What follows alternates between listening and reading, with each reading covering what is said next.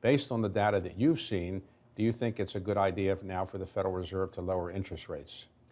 Well, I think there's two elements here. The Fed doesn't want to lower rates and appear to be kowtowing, if you will, to President Trump's language. On the other hand, I think there's actually room for them to lower rates. If you look at the Fed's beige book, which the Fed reacted to last year when they started lowering rates, I think there's room for them to take action now. And if I were the Fed, I'd start thinking about going ahead and lowering rates.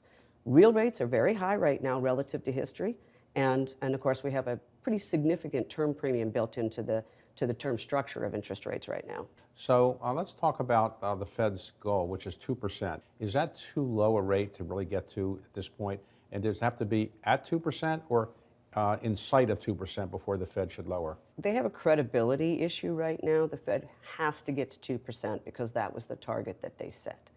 Although they've already started to project that they're willing now to target a range of inflation, which I think is the approach they should have taken all along. But they're going to get to 2%, and I think the trajectory is still in favor of the Fed's 2% target. And what we're seeing on a shorter term basis is that's where rates are actually going to in terms of the inflation level, and I think the trajectory is their friend.